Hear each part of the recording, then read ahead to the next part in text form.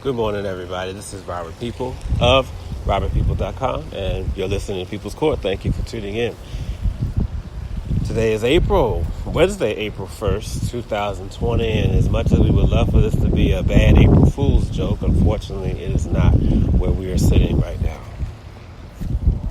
Of course, we know that there's a lot going on as far as the coronavirus, COVID-19 is concerned. But what I want to get right to it and talk about is a couple things, actually. You know, it's sad to me, and I'm far past the point of trying to convince those who still want to support Donald Trump, the president, and this administration. I'm far past the point of trying to convince anyone of anything, because what this comes across as is cult-like following, cult-like behavior. And he got that part right. He got that part exactly right in the beginning while he was still campaigning. During one of his rallies, he said, I could shoot someone, and we all remember this. And if you haven't heard it before, he said, and I quote, I could shoot someone on Fifth Avenue and not lose, I want to say voters is what he said, but ultimately what that translates to now is supporters. And while I'm sure quite a few people, a good amount, has went back on his, withdrawn their support of him, far too many, sadly, have not. Which leads to the notion that, yes, he could do just that and worse, as you see is what's going on right now. Now, in terms of his responsibility in all this, let's be clear. No, Donald Trump didn't cause this. He did not create COVID-19, the coronavirus, and so on. He did not do this. But again, as we know, and if you don't know, this is what took place. Former President Barack Obama had a pandemic response team in place. Donald Trump undid it. He undid that. It was dismantled, which put us far behind the power curve. To make matters much, much worse is when the few cases begin to show up here, the president's response was not one of, let's get on this before it becomes worse. It was, it'll go away on its own. As a matter of fact, at one point he even referenced April, the month we're in right now, as being when this thing is going to be over with. Especially with it warming up right now. The heat gets rid of it, he once said. Paraphrasing, of course, not saying the exact quote, but you get the idea. So he has a lot in this. A huge responsibility. Even upon not necessarily being directly responsible for fixing it. That's why he is there.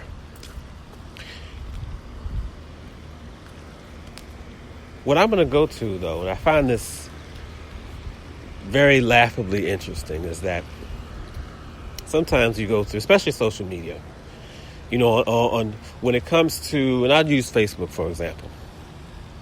Twitter, people can hide a little bit more. You can hide on Facebook, too, but the trolls are out in full force on Twitter. You don't really have to, there doesn't have to be any semblance of a first and last name. So you can put pretty much whatever. Stick as many numbers as you want at the end of it. And on Twitter, you can be anything and anybody. Again, yes, you can do that on Facebook too. However, Facebook at least requires a first and last name. So what I'm seeing a lot of are those on my friends list, those on other friends lists, and playing this game of, I'm not really into politics, but, and what comes out after that supports Trump and this administration. Now, I can be fair. I can be as fair as anybody. Even more fair in a lot of cases. And say, no, you don't have to pick. Because of the fact that everybody has chosen one side or the other. No, you can be a person who truly is unbiased and finds fault in each side of the of the discussion on each side of the table. Yeah, I get that. That certainly doesn't help matters because only one side is in charge right now. And they're doing a lousy job. So we can go ahead and say, well, it's both, but only one is captaining, is the captain of the ship. Right? I say that because, and right now we know, unfortunately, it's the Republicans. And I say that because that's what matters.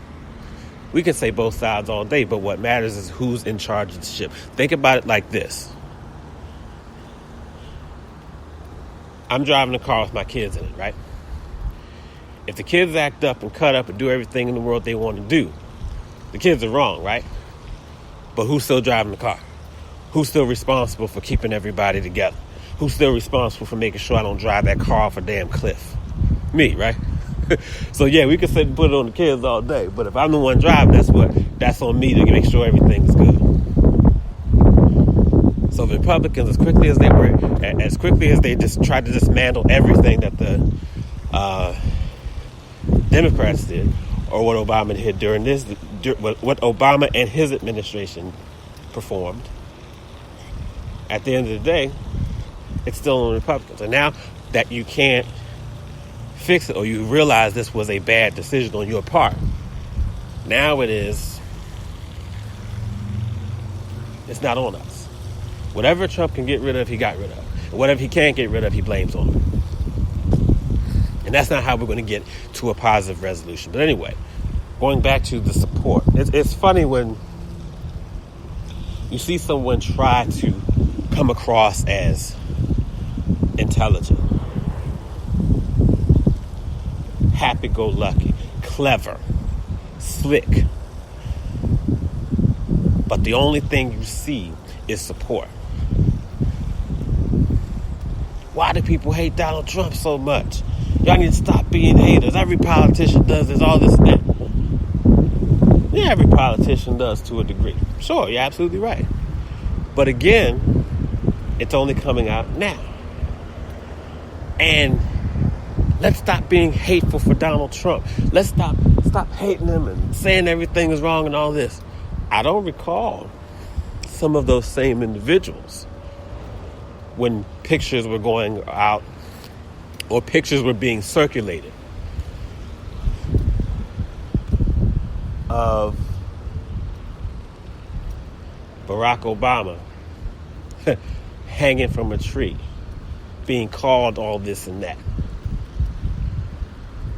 His lovely, beautiful wife, Michelle, being called a man, which I find stupid. It doesn't even make sense. It's like people are just desperate to even say that one. That there's no part of that even lines up with anything coherently mature in any shape. But this is what, and we weren't concerned about the hate and everything there, right? And when you're doing all this, right? Obama hanging from a tree, Michelle's a man, and all that. What does that have to do with policy?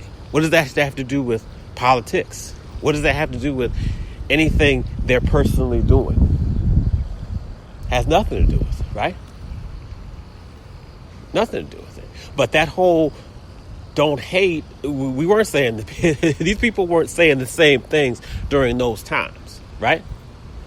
But now all of a sudden, especially at this moment, where we're actually pointing out with some level of constructiveness Donald Trump, his administration, and their utter catastrophic failures. Now it's let's stop being hateful. People are dying right now. And will continue to.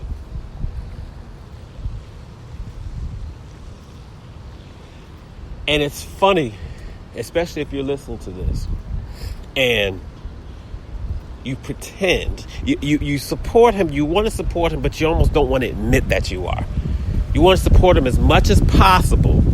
And please pardon that wind. It's a little windy and I'm outside right now enjoying some of this. And I'm very close to the house. Nobody is out here. I'm in an area that is pretty much closed off. So, and that's just not to so as to not disturb my family.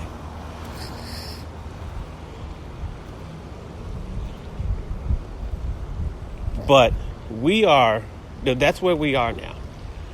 You don't want to admit that you're supporting him, but everything you do shows that you do.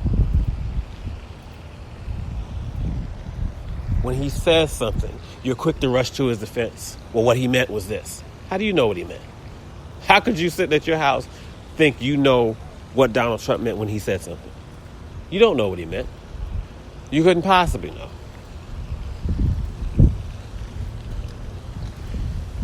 And if he needs some random Joe on the street to clarify something that comes out of his mouth, doesn't that tell you something about our president of the United States, where he needs somebody's help to fix his statements for him as constantly as they've needed to do so?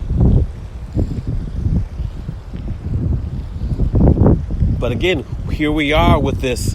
We're going to continue to make excuses for him. But I don't support one way or the other. Or I don't really follow politics. You follow it enough to stick your foot in your mouth, don't you?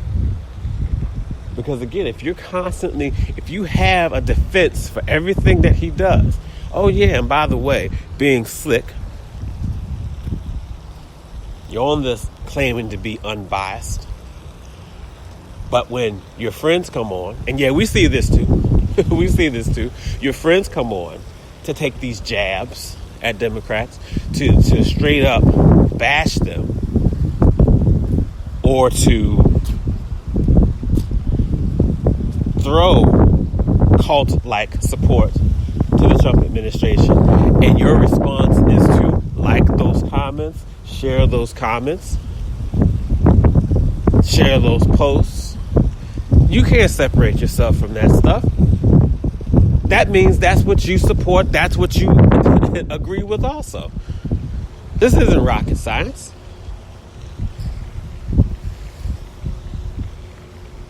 You support everything about someone, you support them. Why is that important? Because not knowing is one thing, but willful ignorance is something different. Willful ignorance, when you aren't even when you're trying to pretend you're not contributing to the problem, that's a major issue. To me, it sort of falls in line with the whole, the whole thinking, the whole mindset of, if you are my enemy, I know what I get from you. I know what I can expect from you. There's no perpetrating, there's no, behind the back, let me try to pretend. There's none of that. If we're enemies, that means I know exactly what I can expect from you. What you got is all on the table. It sort of falls in line with that. If you're going to support Trump and be a cult-like follower, which sadly a lot of people are right now, to me, in some ways, that's almost better than pretending you're not. Because that's a whole lot worse. Pretending you're not, but you're still supporting everything. That means you're still going to contribute. You're still contributing to the issue. Now, if you want to support him, that's your business. Okay, that's your sad, whatever kind of business you want to do it. But it's you. That's you. But please don't sit here and try to pretend that you're not into politics or that you don't have some type of bias toward Trump. Please don't do that. Please don't do that.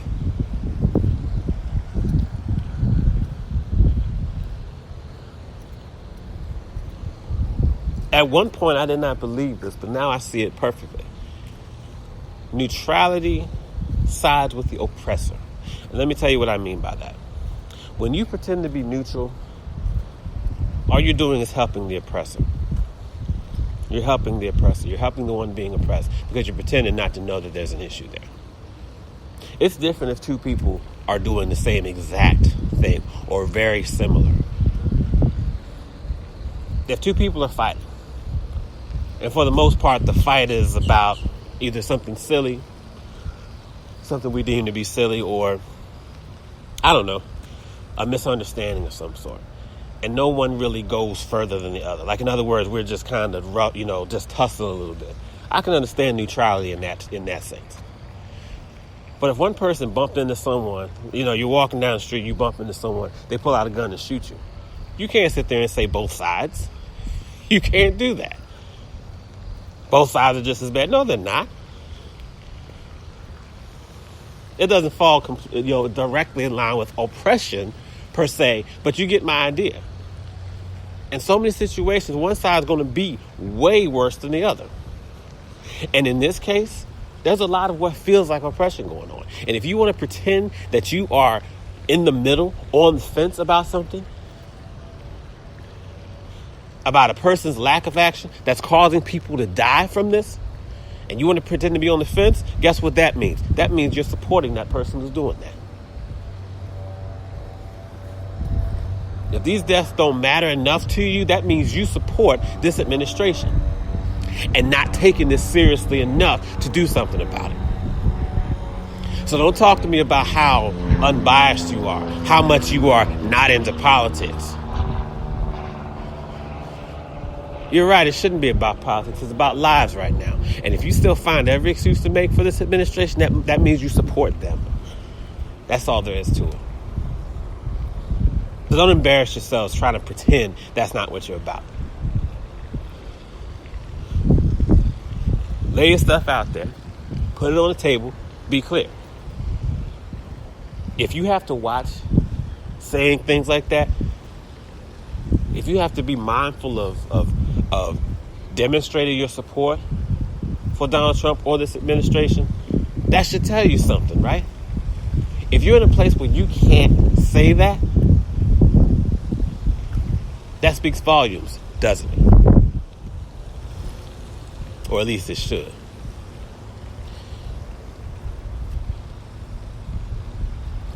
And the last thing I want to address here is the fact that people are not taking this seriously enough, and sadly it's going to take more catastrophe before it does, or before people do, excuse me. I mentioned to you earlier that I'm outside. You hear the wind blowing. I don't know how much it's showing up here, and I'll check once this is done with, but I'm in an area where there are very few people. It's right near my apartment building. No one else is outside right now. It's an area that, at the most, it's sort of a wide open space. It's an excellent space if you want to get out, do just enough walking just to get out of your house, just to breathe a little bit and so forth. That's where I am right now. So I'm not in this huge public area intermingling with all these people. And if folks were outside, I wouldn't even be over here. I'd be somewhere else. I'm not straying too far away from home. And that's okay in the case like this. That's okay. You have to get out. You have to, at least for the sake of mental health, you got to get out and move around and just, do some of that with sense, with respect to others, with some compassion, with some empathy, with, just be sensible about what you're doing. However, there's so many people out there, and you're not even close to taking it anything near as seriously. You're not in this place where you're by yourself. You're not just sitting on the side. You're not trying to avoid people. You're not, staying close enough to the house. You're going about your business as though nothing has changed. And before y'all come on and say, oh, it's about spring break, no, it's not. No, it's not. Because I see too many adults way over the age of spring break kids. And granted, yes, there are kids doing that. I'm not going to take that completely away. Yeah, there's a lot. I live in Florida. I've seen quite a bit of them here. So it's happening, yes. But nobody's going to sit here and say those are the only ones. Because remember, Donald Trump in the beginning was pushing this thing as not a big deal, something that will go away. And if you're supporting that administration, guess what? You believe that too. Or at least you want to believe it because he said it. There's still conspiracies going all over the place about how it's like the flu. People are still saying that. No matter how many medical professionals come out to say it's not like the flu, people are still believing it. People are still more concerned with the economy than they are with people's lives.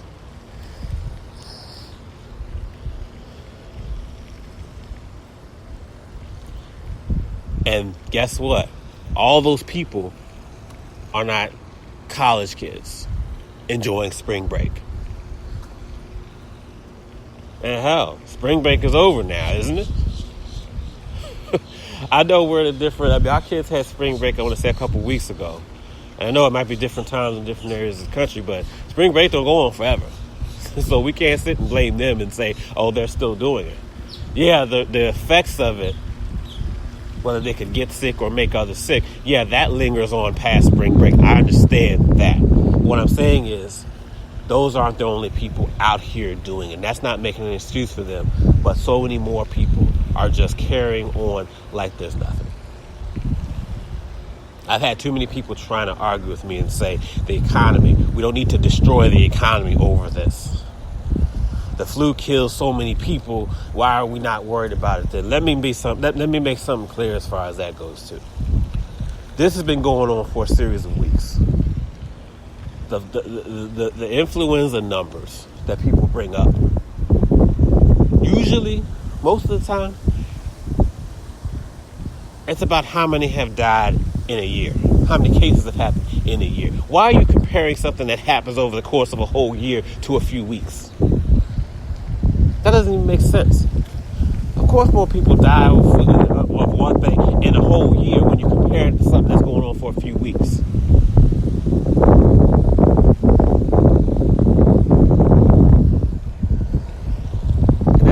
Point. We don't want this thing to kill as many people as the flu or more. I don't want to be right about this. This is not something I need to be right about. No, none of us should want to be right about this thing catching up to the number of people who are dying of the flu, who died of the flu, and who died of the flu each year. And it's a silly thing because even with that being the case, should we not take that as a lesson and say, hey, let's do something different. Let's not just carry on and say, well, people die of the flu, so whatever. Let's just carry on. Let's just not worry about it. Let this be a time where we say, let's fix this. Let's do something other than what has not been working. It's not working, right? So let's do something different. Not say, oh, well, people die of the flu, so, and life goes on with that. Yeah, life goes on. It probably shouldn't. Or and then on top of it, it goes on for the people who live through it, people who survive it, but it don't go on for the ones who died from it.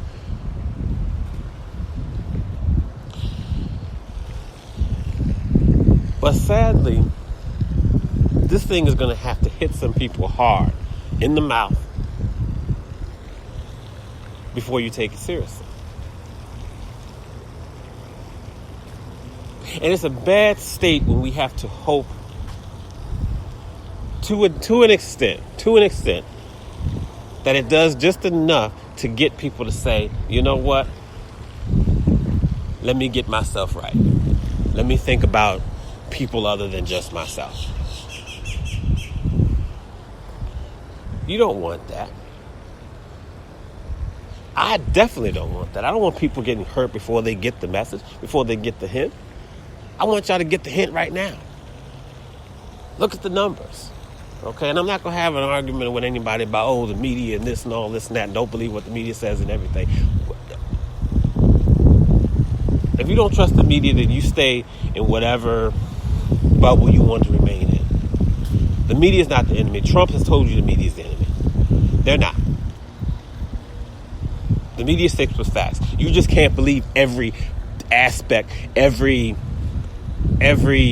media agency out there. That's what the problem is. When you believe anyone who calls themselves media, yes, you're going to have a problem. Yes, things are not going to be right. Yes, you're going to have issues with validity and truth and so forth, because everybody out there is not intended to be media. They're intended to be commentators. There's a big difference between a journalist and a commentator. And a lot of commentators out there are passing themselves off as journalists. There's nothing wrong with commentating, but you can't take a commentator's word or an opinion as gospel. Commentators can use facts to give information and so on, but often they're speaking opinion. And you can't turn that into a fact and say, okay, this person tells the truth all the time. No, they're giving their opinion and stuff. Trump has a lot of people paranoid about the media, but come on, he's not even trying to make sense with it. Completely valid questions are being asked. Questions that I'm sure if President Obama were asked these same questions, we would want answers from it, correct? Completely valid questions are being asked, and yet he has to snap at the reporter. Talk about how bad of a question and how terrible the news agency. What kind of answers are those?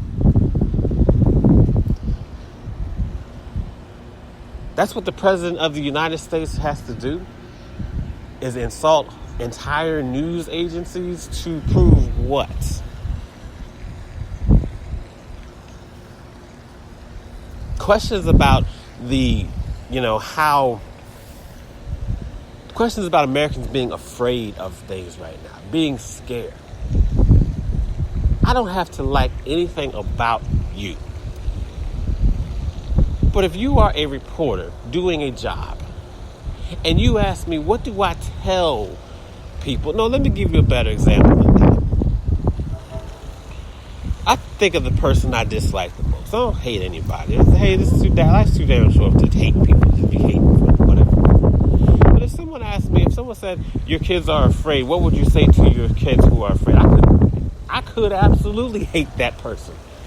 But the answer, if my kids are listening, I'm not going to sit there and say, I'm going to tell my kids that you're stupid and your mama's ugly and all. I mean, what? What is all that doing? I would say, look, if you're asking me the question as part of your job, I could cuss you out all day in my mind, but what I want to put out there, because my kids are listening, I want to tell them, hey, you know what? Don't worry, your dad has this. We will get through this. We will make it. Whatever it is in that circumstance. That's my point. I don't have to like the person asking the question. Why does this President of the United States have to be told that? You don't have to like them. Cuss them out on the side, Leave the thing and say something and make faces and do all that. But don't sit there. Americans are watching to see what you say. And I'm sorry for going off track a little bit. But my point of bringing that up is because with him not taking it seriously, people are taking that lead. And the part that's frustrating and disturbing to me is that everybody who's listening to the president doesn't necessarily support him. And we got to understand that too. We got to be fair about this. We got to be fair and we got to be sensible about it. Everyone who listens to the president is not necessarily supporting him. There's a lot of people out there who will take what the president says because he's the president. There are absolutely people out there who aren't into politics. And they need some type of leadership. Remember the example I gave earlier about driving the car, being the captain of the ship and so forth? There are people out there who would ride with me and not care the least bit about my driving per se. But they will take what I say to them as gospel because I am the driver. You know what I mean? Without having to support everything about me. So there's people out there who think, hey, the president is speaking. I don't like him. I don't dislike him. I don't care about him one way or the other. But that's the president, so maybe I should listen to him. I don't fault people for that. They think that's what they're supposed to do. And again, everybody who does that is supporting him. And the frustrating part is he is not even trying to get that part of it, trying to understand that.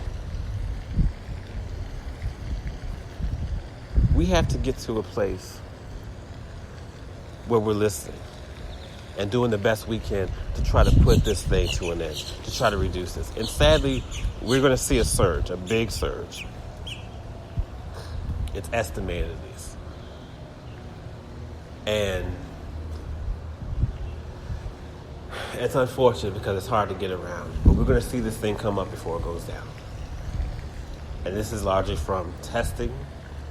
You know, as more tests become available, especially in this country, as more tests become available, as more people find out, because a lot of folks have it and the symptoms don't even show up until later. So as that happens, you know, the numbers are going to come up. They are going to sadly dramatically increase before it starts to come down. So we have to prepare for that. And the experts are estimating that that's going to happen within the next 2 weeks. So we have to be mindful of that. But let's try to bring that number down sooner than later. You don't need an order to tell you to stay home. Our family didn't wait till an order to come out to stay in the house. We said, let's just start doing it now, even before it comes up. And like I said, yes, go out, breathe, take in some fresh air. If you know of a spot where people don't hang around much, go there. Keep your sanity, maintain your sanity, keep that. But for those of you out there not taking this thing seriously, I don't want this thing to hurt your family or hurt you before you get it. The worst that happens if you take precaution and you don't have to, means you took precaution and you didn't have to. Is it that bad to have 2 fire extinguishers in your house with no fire? There's 0 fire extinguishers and a fire happens? Let me say that again because I probably lost some of y'all on that one and I'm wrapping up. Taking precaution when you don't have to is never a bad thing. It's not about paranoia about any of that stuff. And what's there to be paranoid about? Look at the numbers. People are dying from this. And yeah, a lot of people survived. But those families who have lost loved ones, I'm sorry, they're not exactly feeling that right now. They're not feeling the ones who all survived. Because their loved one didn't. And that's fair.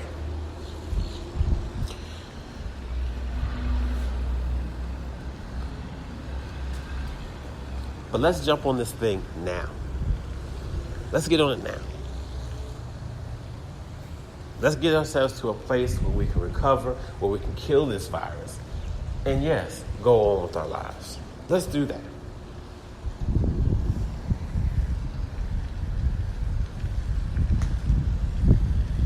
I'm saddened to say that that's what I truly feel is the only way some people are going to get it, is when it happens to them.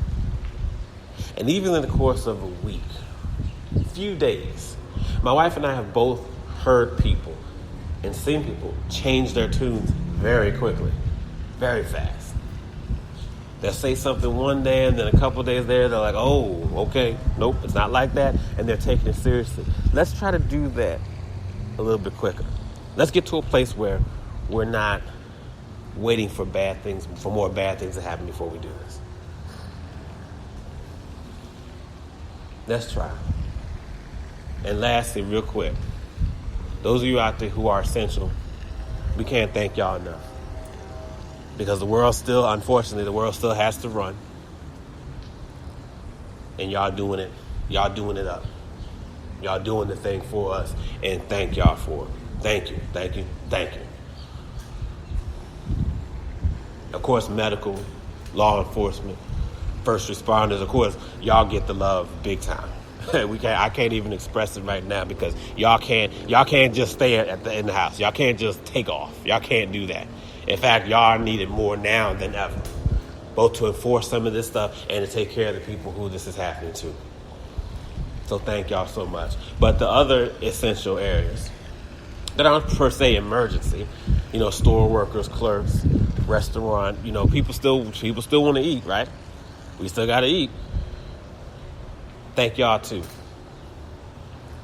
And the thing is, y'all kind of get lost in the shuffle because, hey, you're not medical personnel, you're not law enforcement, you're not first responders, so whatever. Not to mention all the, you don't deserve minimum wage folk, that's the ones.